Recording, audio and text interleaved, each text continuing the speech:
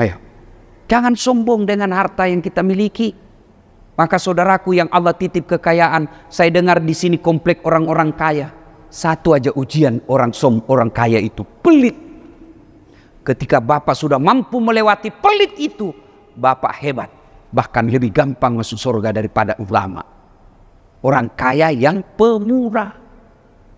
Yang kedua penyebab sombong, apa? Pangkat jabatan.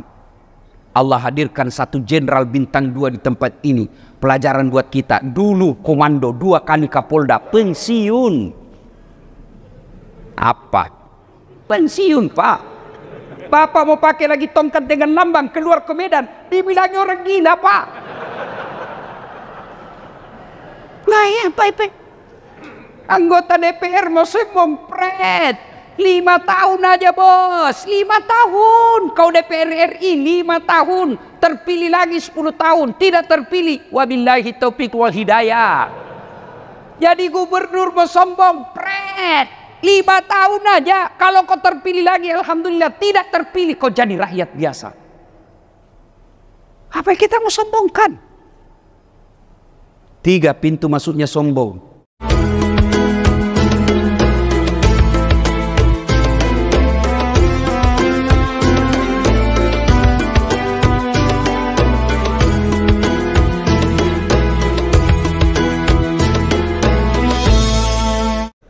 Bapak saudara-saudara sekalian, poin kedua, ayo ciptakan surga di rumah. Salah satu di antaranya saling memuji. Pak, tidak ada bagi kita seorang laki-laki bisa tenang kalau istri kita di rumah tidak menenangkan hati. Bapak punya istri yang soleha, itulah nikmat, itulah yang disebut fid dunya hasanah. Menurut ahli tafsir yang menafsirkan doa fid dunya hasanah, yang disebut surganya dunia, keselamatan di dunia adalah punya istri yang soleha. Mana bisa kita tenang, Pak, kalau istri kita ndak baik di rumah. Kita mau bekerja, kita khawatir gimana kalau anak kesetrum, gimana kalau anak kita tidak terus dengan baik. Itulah fungsinya istri. Nah, Siti Hawa tergoda dan akhirnya dia datang ke suaminya, "Bang, betul kau sayang saya?" "Betul, Adinda." "Kalau kau sayang saya, buktikan, saya mau makan buah khuldi."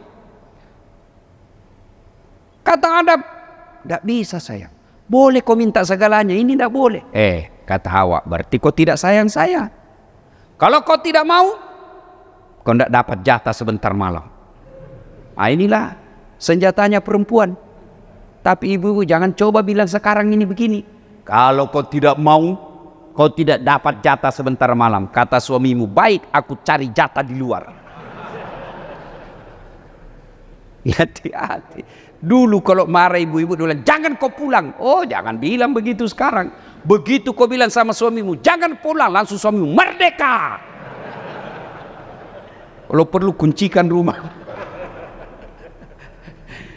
Akhirnya Hawa menggoda suaminya dan berhasil. Lalu Adam dan Hawa memakan buah khuldi.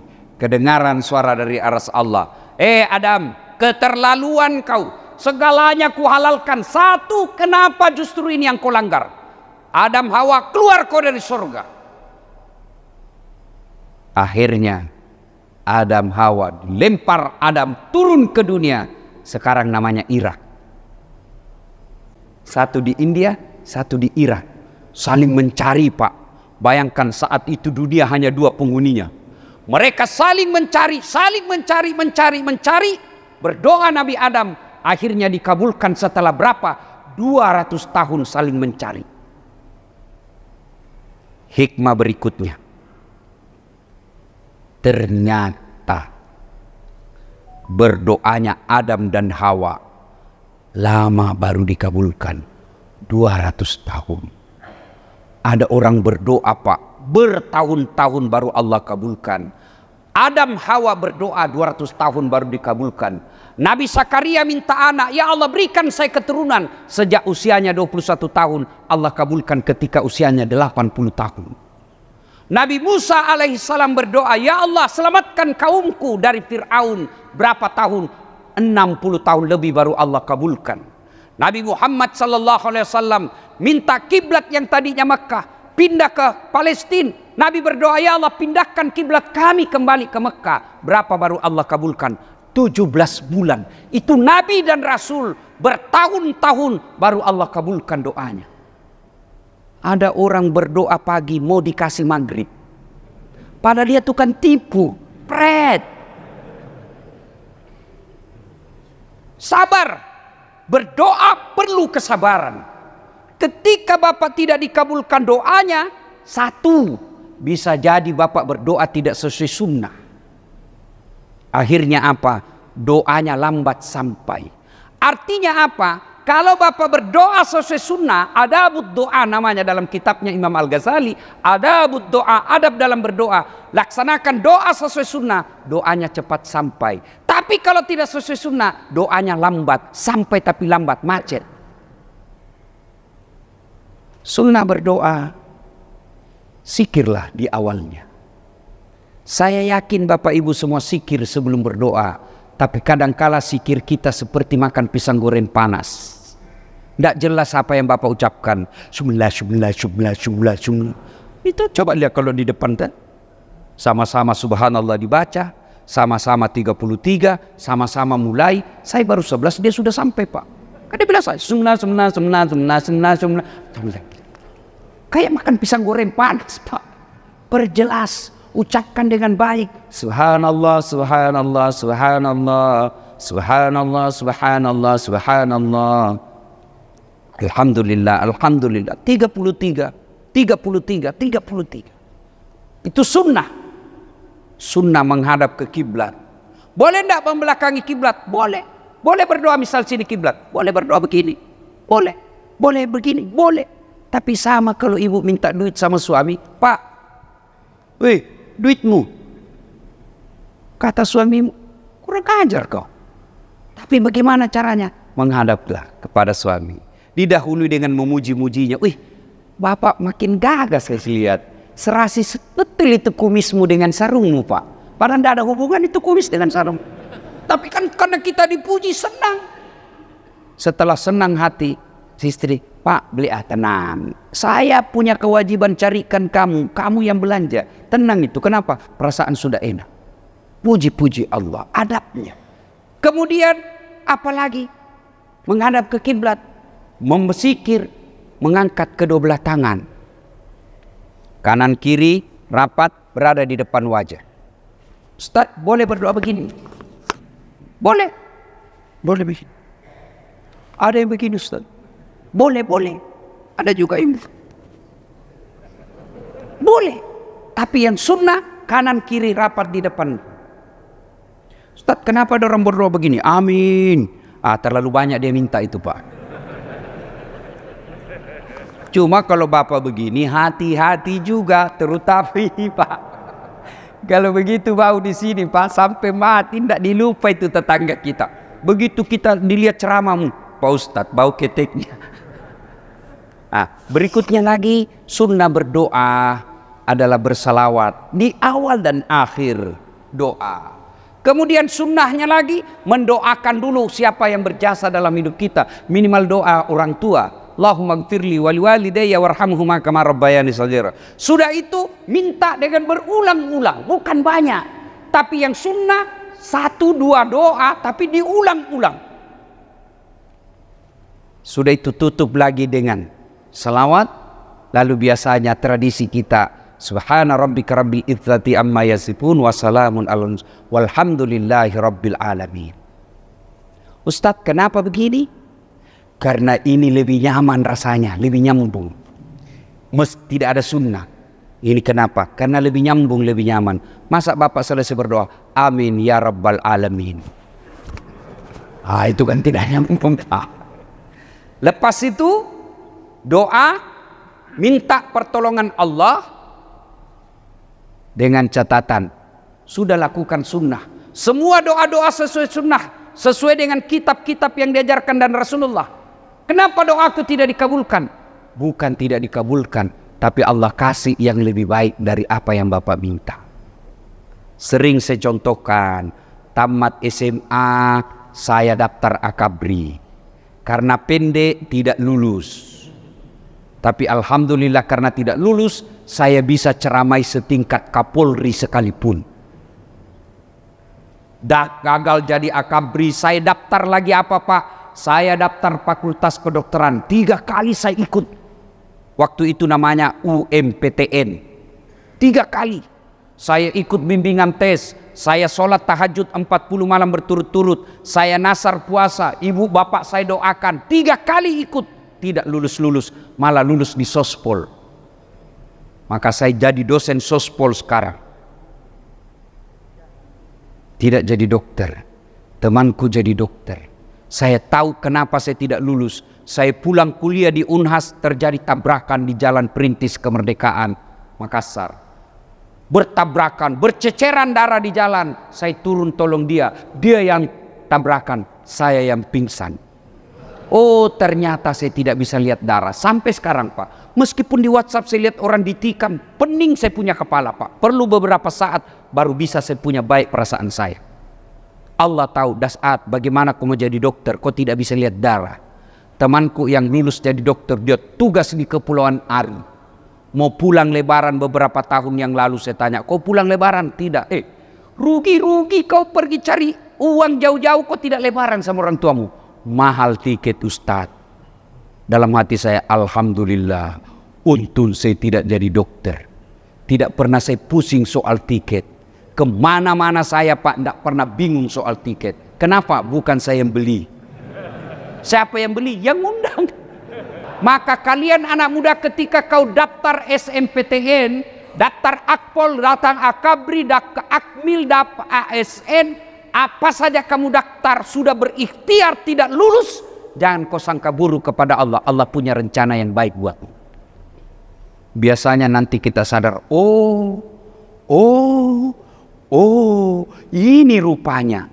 Maka kepada adik-adik saya selalu saya jelaskan, kalau kau mau hidup sesuai yang mau, kau mau tahun begini, tahun begini, kau mau seperti itu maumu semua, maka untuk apa ada Allah di dunia? Allah ada di dunia mengatur kita. Kau ndak usah lulus, kau parkir dulu di sini, kau jadi staf ahli dulu, karena kalau jadi kepala dinas sekarang kau di penjara. Allah tahu, maka diparkir dulu, stop dulu kau di situ. Maka begitu dalam hidup ini ada persoalan Bapak hadapi, sangka baik, pasti Allah punya rencana yang terbaik buat saya. Doa saya Allah kabulkan dalam bentuk yang lain. Lanjut kisah. 200 tahun bertemu. Setelah bertemu, di mana beliau bertemu Adam dan Hawa? Di padang Arafah, tepatnya Jabal Rahmah, Tugu Kasih Sayang. Nah, banyak yang ingin kita rangkaikan dengan kisah ini, tapi waktu yang terbatas. Namun ketahuilah, intisari paling penting Allah titipkan kisah ini dalam Quran. Allah ingin pesankan, ada satu dosa, tetesan yang kita pelihara terus dan diteteskan dari jin, iblis, setan, yaitu sombong. Iblis, jin diusir dari surga karena dia sombong. Sombong ini sifat yang tidak disenangi oleh Allah. Sampai Allah jelaskan, ada 3 temannya setan di dunia. Setan berteman 3 golongan. Satu di antara 3 teman setan itu, kata Allah, ghaniyun mutakabbir, orang kaya yang sombong. Kaya harta sombong, temannya setan. Apa yang disombongkan dengan harta Pak? Banyak duitmu tapi Allah murka, dititip satu penyakit dalam dirimu. Duit miliaran tapi tidak ada yang bisa dimakan. Kan Bapak lihat banyak orang kaya begitu toh. Dilarang makan nasi, dilarang makan daging, dilarang makan sambal, dilarang makan gula. Apa aja bisa dimakan Pak? Ubi rebus. Padahal duitnya 7 miliar. Ubi rebus aja dia makan Pak.